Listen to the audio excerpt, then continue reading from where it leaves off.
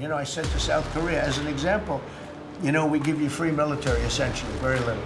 South Korea is making a lot of money, and they're very good. They're very good, but you know, they should be paying for their own military. 전 세계에서 독립 주권 국가가 군사 작전권을 다른 나라에 맡기고 있는 예가 없지 않습니까?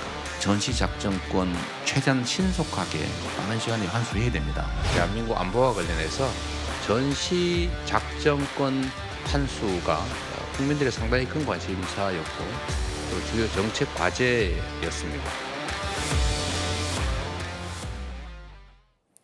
최근 트럼프 미국 대통령이 우리나라를 포함해서 14개 국가에 서한을 보냈죠. 바로 상호 관세 서한이었습니다. 일방적으로 관세율을 모두 정해서 그것도 각각 나라마다 다르게 일방적으로 보냈습니다.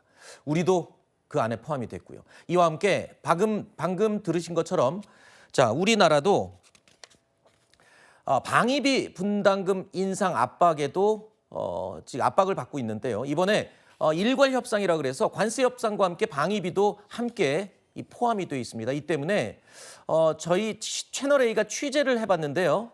우리 정부가 전시의 군대를 총괄적으로 지휘하고 통제하는 권한, 이른바 앞서 보신 전시 작전권을 미군으로부터 받아오는, 환수하는 것을 관세 협상의 카드로 사용할 것을 검토한다는 겁니다. 자, 우리 정부 입장에서도 미국의 이 관세 협상을 하면서 특히 일괄 협상을 하면서 방위비까지 다 내주기만 할 수는 없지 않느냐. 그러니까 이번 기회에 수건이라고 할 수 있는 전시 작전권을 환수하겠다. 근데 뭔가 좀 이게 맞는 건가, 어울리는 건가 싶은 생각이 들어요. 관세 협상을 하는데 우리 자주국방의 근간인 전시 작전권을 환수한다? 이게 뭐 어떻게 연관을 지어야 되는 건가요? 저도 그런 생각을 했어요. 왜냐하면 지금 유성락 실장이 가서 일단 던진 건 잘하신 부분이 있어요. 뭐냐면 네. 미국 입장에서 보면 관세하고 비관세 장벽만 갖고 지금 딜을 하고 있잖아요. 여기 안보를 하나 얹었습니다. 근데 유성락 실장이 가서 얘기한 것은 산업 간의 협력, 조선업 같은 경우에, 네. 그다음에 우리 투자, 그다음에 뭐 LNG 같은 거 사업 참여 이걸 다 올려놓고 이걸 다 협상을 하자. 네. 조언은 아닙니다. 근데 여기에 대해서 이제 미국이 호응하는지를 봐야 되는데 문제는 저게 전시 작전 통제권입니다. 저게 전시 작전 통제권이 과연 이게 협상 카드를 활용할 때 우리한테 유리한 것인지 미국한테 유리한 것인지를 먼저 이걸 개념 정립을 해야 되잖아요. 네. 근데 정자권 관련해서는 미국한테 유리하다는 설도 있고 네. 대한민국에 유리한 거다라는 설도 있습니다. 네. 그럼 현 정부는 이재명 대통령께서는 전시 작전권 환수하는 것이 대한민국 안보에 유리하다고 평가를 하시는 건지 네. 불리하다고 평가하시는 건지를 먼저 국민께 설명을 해줘야 돼요. 네. 여태까지는 왜 이게 전자권을 안 갖고 왔냐면 미국의 주권을 넘겨준 것이 아니고 전자권을 미국이 행사하는 것이 우리 안보에 유리하기 때문에 안 갖고 온 겁니다. 네. 밀어온 거잖아요. 2014년도부터 계속 밀어온 겁니다.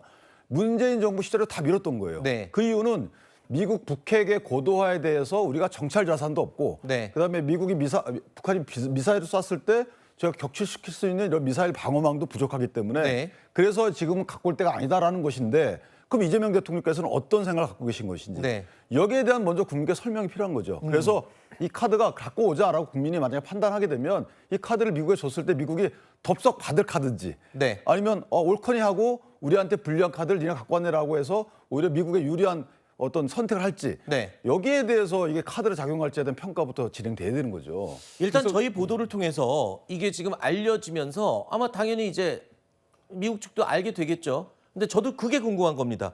우리가 전시작전권을 가져오는 게 우리 가져올 테니까 그래 방위비 이렇게 많이 9배나 올려달라고 하는데 그래 돈 많이 낼 테니까 작전권 우리가 가져갈래 이러면 미국이 어이쿠 할지 아니면 그래?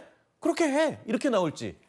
일단 먼저 이제 짚어볼 점들이 여러 가지가 있는데 우선 이재명 정부가 제대로 된 국민에게 설명을 하고 있느냐 이 부분에 대해서 말씀을 드리자면 현재는 위급 상황이다. 지난 내란 사태로 인해서 6개월여간의 우리의 외교 공백 사태가 벌어졌고 트럼프 네. 정부는 이미 발족한 상태였고 이런 사안들은 대두되고 있었다. 그래서 급박하게 지금 움직이고 있는 이 모습이다라고 말씀을 드리겠고요. 아울러 트럼프 행정부가 지금 요구하고 있는 사항은 전반적인 미국 중심주의의 어떤 안보 외교 체계가 바뀌고 있다. 네. 그래서 우리뿐만이 아니라 나토를 비롯해서 일본까지 다양하게 비슷한 요구를 하고 있는 것입니다. 그래서 네. 이 점에서 우리가 생각해 봐야 될 것은 모든 협상에 있어서는 모든 걸 내준다고 해서 저희가 승리하는 것도 아니고 모든 걸 가져온다고 해서 한쪽이 이기는 것도 아닙니다. 그래서 안보와 외교를 합쳐서 지금 다루고 있는 트럼프 행정부에 대응하기 위해서는 저희도 저희만의 묘수가 필요한 것이고 말씀하신 전작권과 관련해서는 이미 20년여 동안 저희가 완숙되게 만들어 온 생각들이 있고 국민 저반의 인식들의 변화도 있습니다. 그래서 네. 외부 환경의 변화에 맞춰서 또 우리가 가지고 있는 국격의 상승 또 우리의 안보 체제의 변화에 맞춰서 바뀌고자 하는 그런 어떤 논의의 장의 시작이다. 이렇게 봐야 네. 될 것 같습니다. 어제 합참으로부터 첫 번째 업무 보고를 받은 국정기획위원회는요. 전시 때 필요한 탄약 등을 점검하라고 지시한 것으로 확인이 됐습니다. 그러니까 이것도 혹시 전시작전권 환수를 위한 어떤 움직임이 아니냐, 비상 상황을 좀 이제 인지하게 되는 그런 상황이 아닐까 싶은 느낌이고요. 그런데 문제는 국민의힘에서 벌써 이에 대해서 반응이 나오고 있다는 거예요. 한동훈 전 대표가 이랬습니다. 이거 전시작전권 얘기 함부로 건드렸다가 주한미군 철수한다 그러면 어떡할 거냐. 그러니까 그 말이 뭐냐면 저희가 고민했던 그 부분입니다. 네. 이게 전작권 환수를 우리가 어떤 카드로 내밀었을 때 이것이 미국이 바라던 것이냐 아니면 뜨거워할 만한 것이냐 여기에 대한 먼저 평가가 있은 다음에 그다음에 주한미군 철수는 그다음에 문제거든요. 그렇다면 여기에 대해서 대통령께서 물론 판단을 하고 계시겠지만 국민께 설명을 해주셔야 되는 부분이고 네. 그다음에 한국의 작전 능력뿐만 아니고 사실은 안보 상황도 같이 고려하게 돼 있어요. 네네. 근데 안보 상황이 지금 저렇게 전작권 환수 얘기를 꺼낼 만한 상황인지는 네. 또는 협상 카드로 활용할 만한 상황인지는 잘 모르겠습니다. 일단은 관세 협상, 안보 관련 협상 이 투 트랙으로 정부에서는 발빠르게 움직이고 있었죠. 관세 협상 등을 논의하기 위해서 미국을 방문했던 위성락 국가안보실장이 어제 귀국했습니다.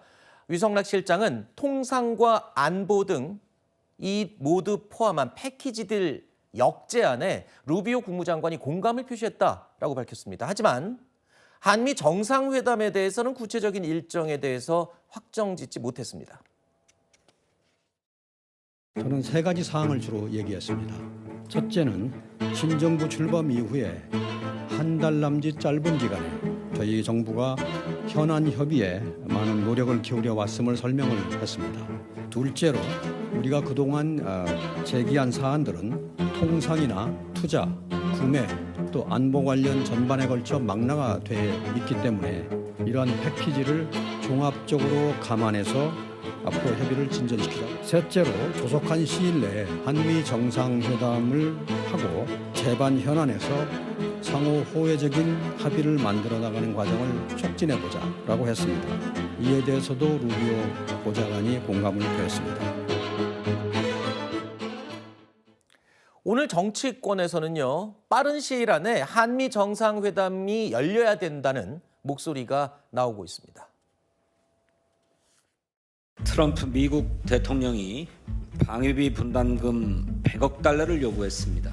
동맹국가에 대한 존중이나 예의라고는 찾아볼 수 없는 과도하고 또 무도한 요구입니다. 정부가 국익 최우선의 원칙하에 마지막까지 협상에 최선을 다해야겠습니다. 정상회담의 성사를 위해서 대미 특사단의 방미 일정을 앞당기는 방안도 검토할 필요가 있다고 생각합니다. 대통령께 강력히 요청합니다. 이제 이 문제를 대통령께서 직접 챙겨 주십시오.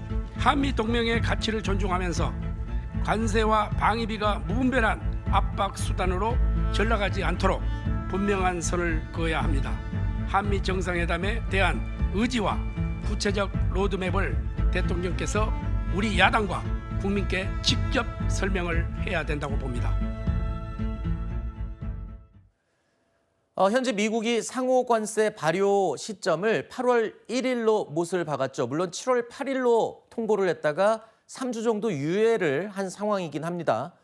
이 남은 시간 동안 아주 발빠르게 협상을 진행해야 할 텐데 실무적인 협상이야 그렇다 치지만 이런 중요한 사안에는 정상 간의 교감과 소통이 제일 중요하기 때문에 그래서 지금 정치권에서도 빨리 정상회담이 우선 아니냐 하고 있는 겁니다. 그런데 지금 이러다가 한미 정상회담 9월까지 넘어가는 거 아니냐. 결국엔 중요한 협상들 다 끝나고 내줄 거 내주고 이렇게 넘어가는 거 아니냐. 지금 불안한 이야기들이 많이 나오거든요. 당연한 지적일 수 있다라고 생각합니다. 그러나 이재명 정부 탄생하자마자 10여일 만에 나토 G7 나토가 아니죠. 네. G7에 참가하면서 트럼프 대통령과의 회담을 추진한 바가 있습니다. 근데 무산됐잖아요. 네, 네. 그거 저희의 의지가 아니라 네. 미국 국내 정세의 변화로 인해서 일어났던 일이고요. 그만큼 의지를 가지고 임하고 있다라는 말씀을 전제로 드리겠고요. 미국이 취하고 있는 지금 외교 환경 또 안보 환경의 변화가 큽니다. 이것이 사업가 출신인 트럼프 대통령이 등장함으로 인해서 변화된 면모라고 할 수 있는데요. 중국을 어떻게 볼 것인가, 또 중국을 대하는 방식에 있어서 한반도라는 위치는 또 어떻게 보고 있는가, 또 아울러 다른 중동을 비롯한 여러 현안들이 생기고 있는 분쟁과 관련해서 미국은 어떤 스탠스를 취하고 있는가, 이런 것들이 우리의 안보와도 직결되어 있고 주한미군과도 직결되어 있다. 그래서 저희는 이 협상에 있어서 충분히 전문가를 통해서 실증적인 고찰을 하고 여러 가지 진단을 하고 있다라는 말씀을 드리겠고요. 네. 외교의 내밀한 문제를 갖다가 그때 드러낼 수는 없습니다. 그것은 마지막 순간에 이르렀을 때 마침내 공개적으로 드러나는 것이고요. 그래서 지금 너무 늦은 것이 아닌가, 혹은 태만하고 있는 것이 아닌가, 이런 우려가 있다 그러면 그건 정말 기우다. 정말 물 밑에서 열심히 활동하고 있고 밀접된 소통을 하고 있다라는 말씀을 드리겠고요. 이재명 정부는 실용주의 외교를 기반으로 국익 우선주의로 최선을 다해서 임하고 있다라는 말씀을 드리겠습니다. 알겠습니다. 얘기를 들어보면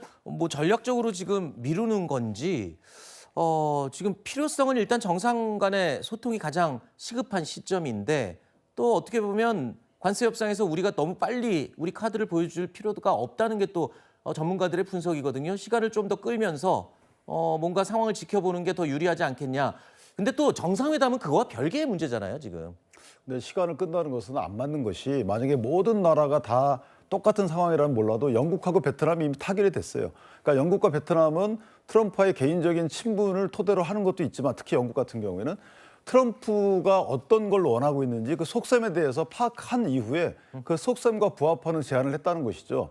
그것이 국익에 부합하는 실용 외교인 것이거든요. 그렇다면 이재명 대통령께서도 영국이나 베트남 관련된 지도부를 만나거나 그다음에 일본 총리와 수시로 통화를 통해서 공조를 하거나 아니면 트럼프 대통령과의 협상 어떤 패키지를 마련을 위해서 민, 관 다 함께 TF를 만드는 것도 괜찮은 거죠.